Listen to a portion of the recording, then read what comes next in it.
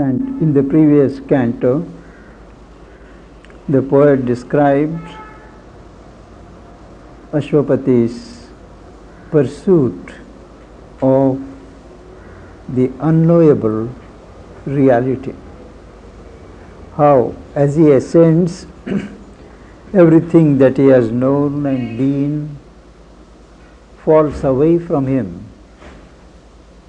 and he is face to face with a nude, intolerant reality which permits nothing else to exist even before it. In this canto, he begins by describing how the discovery of one's soul is preceded by a mighty stillness, when everything falls silent and there is a pervasive, profound sense of negation, a stillness absolute, incommunicable, meets the sheer self-discovery of the soul. The discovery of one's soul is necessarily in the depths of one's being, and as one approaches by plunging into oneself, withdrawing from the outer superficies, there is the beginning of a silence, a calm which develops into peace. And as one goes deeper and deeper by practice, by constancy in the effort, the silence acts like a magnet, and everything else looks trifling, unreal, and there is an overpowering sense of being of being swallowed up by this silence, stillness, which is, as it were, the doorway to the inner self. That's what it describes. A wall of stillness shuts it from the world, this discovery of the self. A gulf of stillness swallows up the sense faculties. They are rendered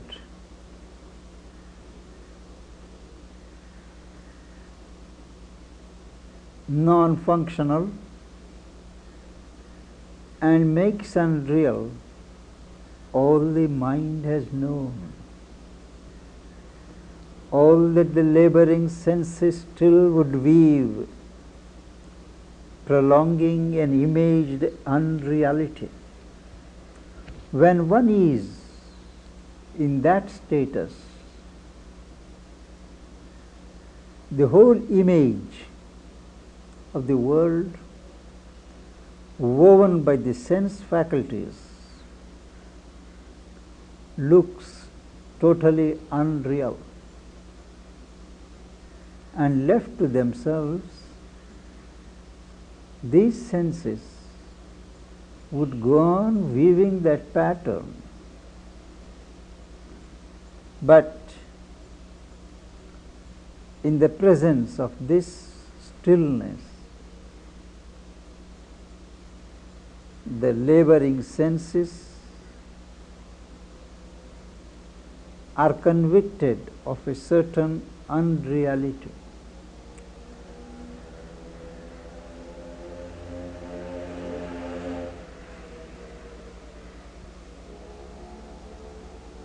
Self's vast spiritual silence occupies space, space which is normally occupied by the movement in the world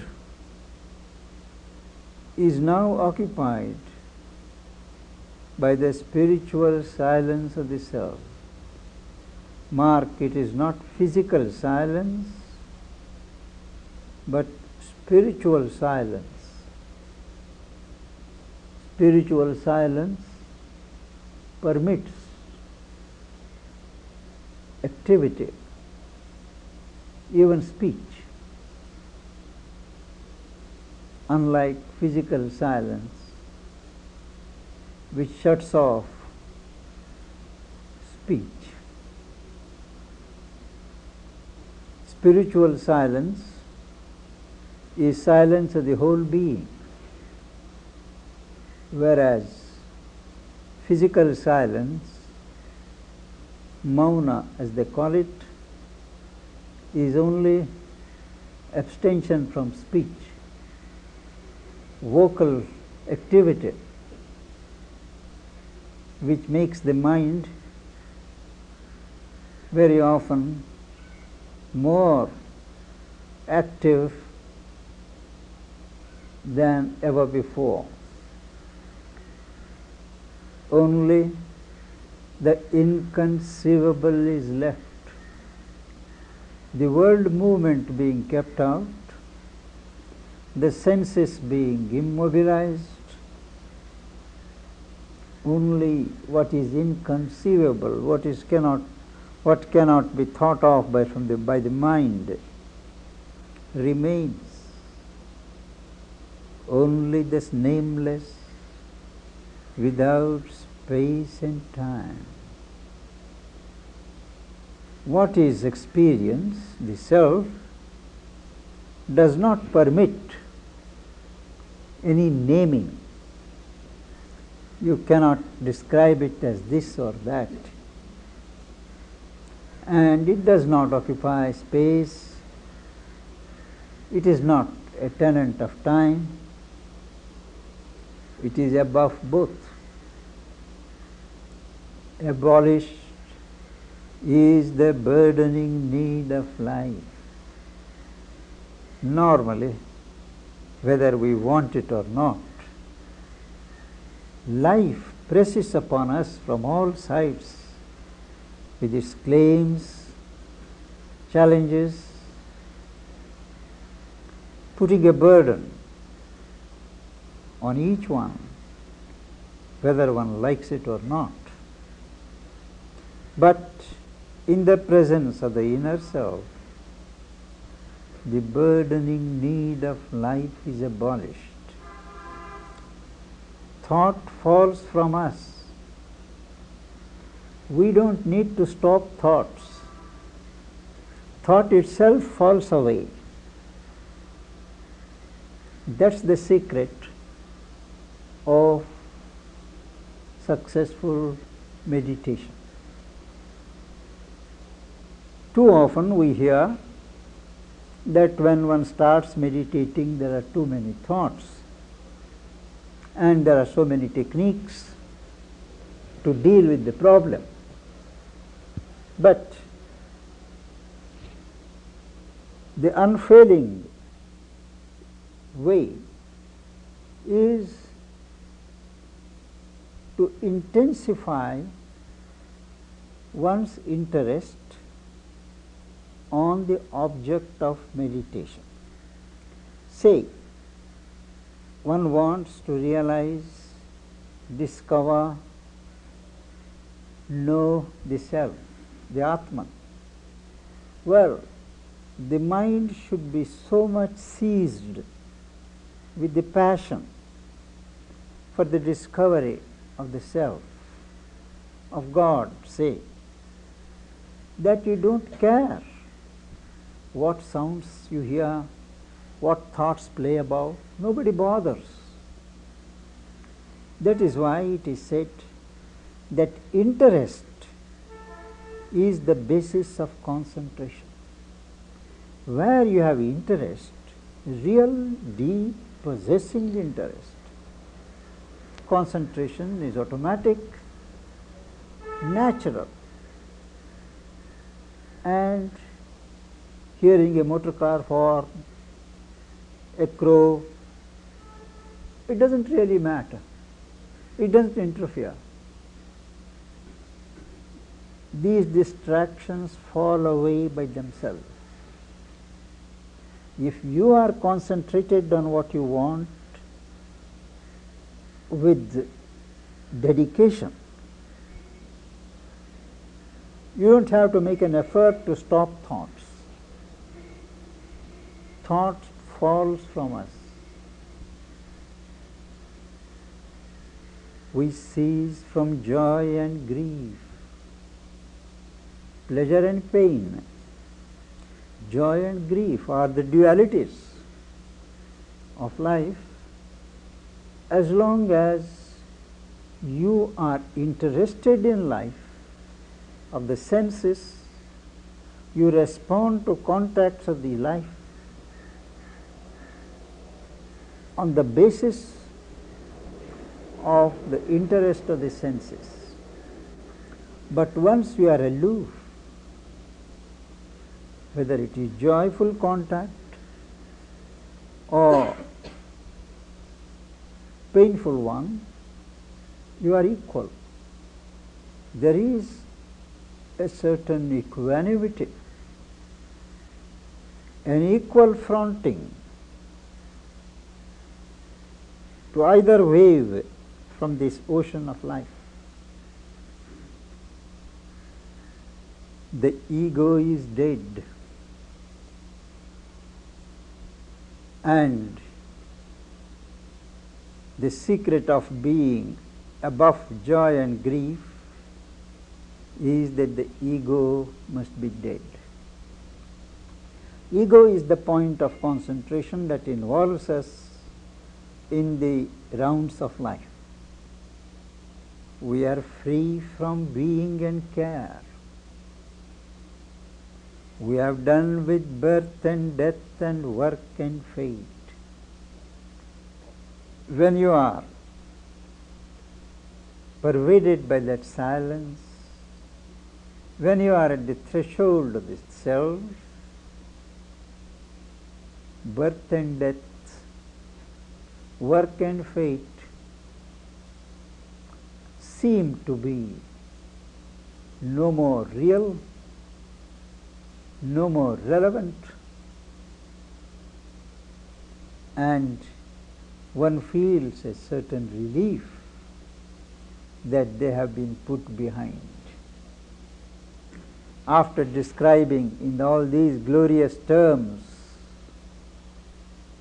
this experience, the poet exclaims, "O soul, it is too early to rejoice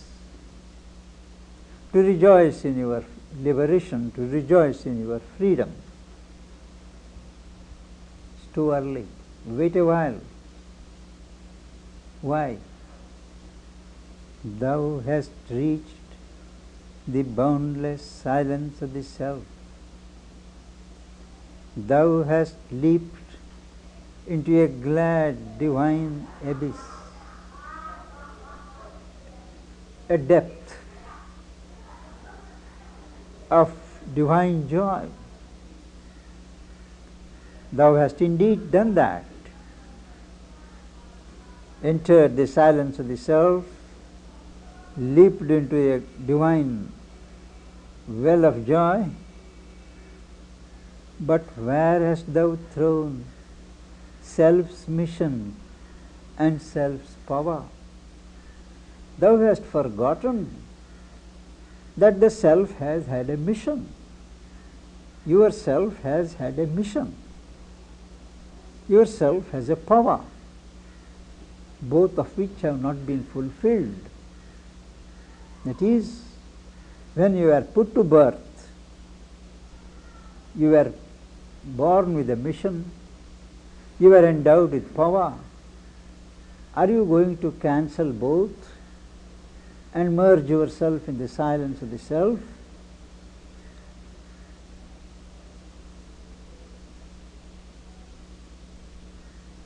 On what dead bank on the eternal's road? Where have you thrown this self's mission and self-power? Have you thrown it on some dead bank, not a living bank, on the road of the eternal across which life travels? And he reminds, one was within thee, who was self and world. When you came to birth, there was one, there was God within yourself, who was both yourself and the world outside. What hast thou done for his purpose in the stars? In putting you, God has had a purpose, has had a meaning. What have you done to fulfill God's intention in life? Escape brings not the victory and the crown.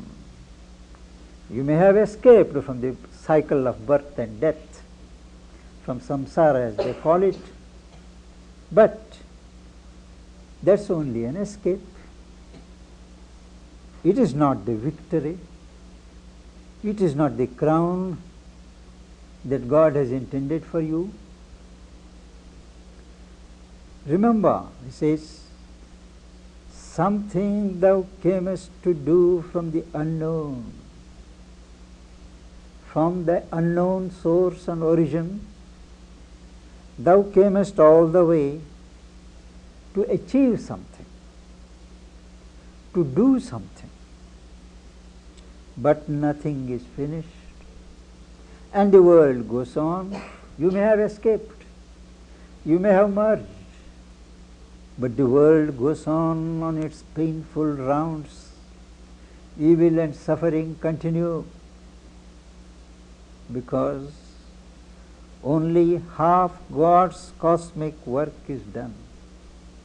In your realizing the self, in your rising above the slavery to the senses and ignorance, only half the work is done. The other half is still to be done, unless you turn your back upon it and selfishly seek salvation. Only the everlasting no has neared. There is in this creation of God an everlasting no. No is a negation of the fleeting pleasures of life, unsubstantial moments of life, the attraction of the senses, the hold of ego and ignorance. For that, the answer is no, no, this is not it, this is not it. So thou hast neared that everlasting no, and stared into thy eyes and killed thy heart. This sense of negation has looked into thy eyes and pretty well killed thy heart. Your zest for life has been killed, no doubt. So the no has served its purpose, because thou hast liberated thyself from the hold of the senses, falsehood, But where is the lover's everlasting yes? God is the lover. The Supreme is the lover of you, of the world, of every living being. And He says yes to the project of life, to the experiment of life, to the adventure of life. Now, He says, where in thy life, in thy attempt, is the lover's everlasting yes? And immortality in the secret heart. In your secret heart there is an immortal sense, an immortal consciousness, which is above birth and death. Now where is that? Where also is the voice that chants to the Creator fire, the symbol Om, the great ascending word. The fire, the creative fire is on, churning this whole life, and as the fire blazes, there is a voice that pronounces Om, Om. Om is the assenting word, Tathastu. Yes, yes. It is only when the priest says Om, the next step is taken. So, at every step in the sacrifice done to the divine flame, there is chanted this Om, assenting word, sanctioning word, symboled Om. Om is a symbol. It's not just a word, but a symbol of Brahman, symbol of creative Brahman. Now where is that word, where is that voice in their life? Where is the bridge between the rapture and the calm? Human beings, if they experience the rapture of life, they miss the calm. If they concentrate on the calm, they miss the rapture. But there is a bridge which makes possible the simultaneous experience of both the rapture and the calm. The bridge between the rapture and the calm, the passion and the beauty of the bride, the bridge between the passion. Passion leads to many ugly moments, but there is also the beauty of the bride. The bride is God as bride. The chamber where the glorious enemies kiss, matter and spirit, world and heaven, human and divine. These are all contradictions in our thought. Freedom and bondage, rapture and calm, these are all contraries. But there is a chamber, there is a place where both of them meet together. The smile that saves. There is a divine smile that saves you and the world. The golden peak of things. Golden, gold to symbolize truth. The highest summit of things is truth. Thou hast missed it in denying yourself, in losing yourself in the eternal no. This too is truth at the mystic fount of life. This sanction, this bridge, this chamber, this smile of God, this too is truth at the mystic fount of life. It has inspired the whole life at its very source. All that has happened when you have approached the soul in the stillness is A black veil has been lifted. A curtain, the curtain of ignorance has been lifted. We have seen the mighty shadow of the omniscient Lord. Once the curtain has been lifted, we see what we see is a shadow, not the real self, not the real being of God. The mighty shadow of the omniscient Lord. A black veil has been shifted, all right. A shadow has been glimpsed as well. But who has lifted up the veil of light? There is another veil. First there is a veil, curtain of darkness, curtain of ignorance.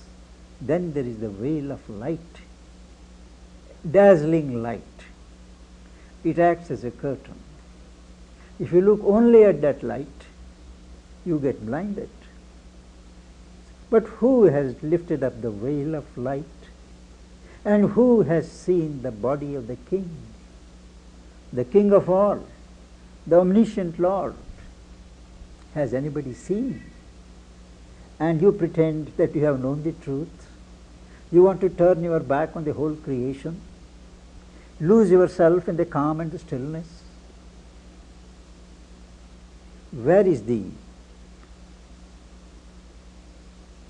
thy lover? Where is thy divine bride? Where is the smile that saves? You have known only the frown that rejects the world.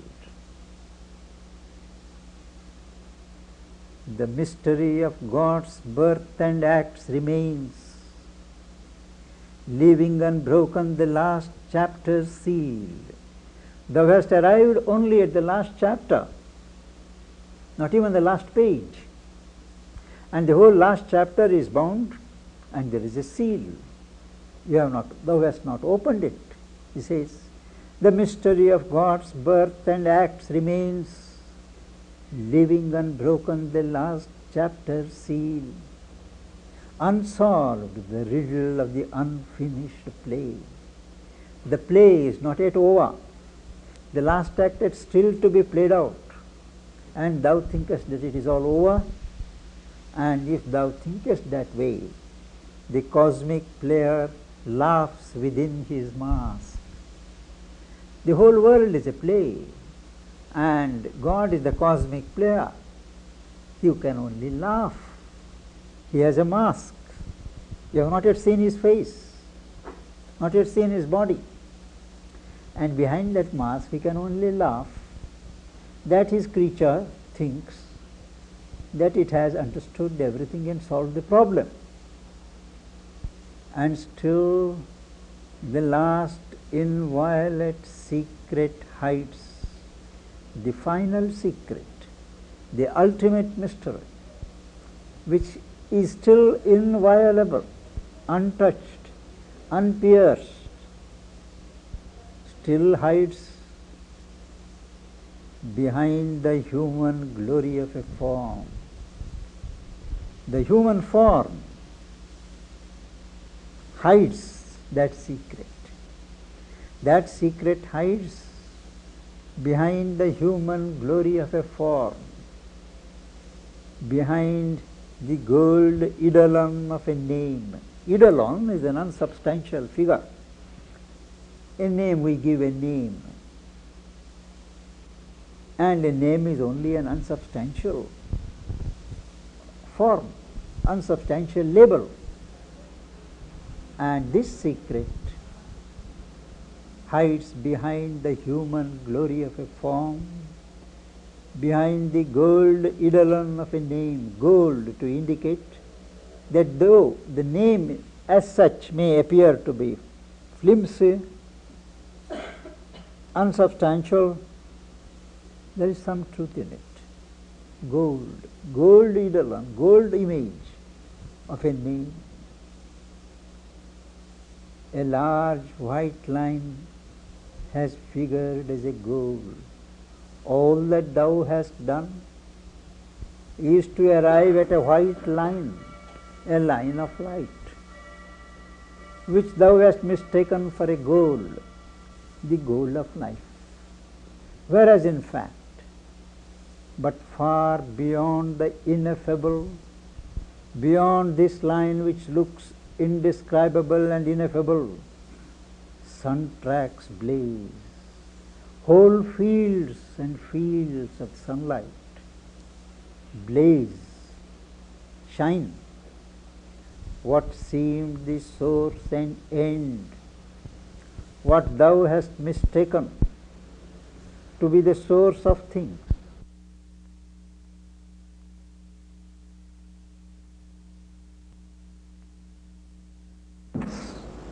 into something else. A last bare step into eternity, a nude, unadorned, final step into something else, into eternity.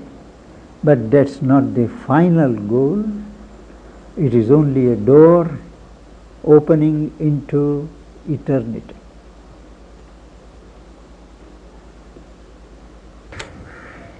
Here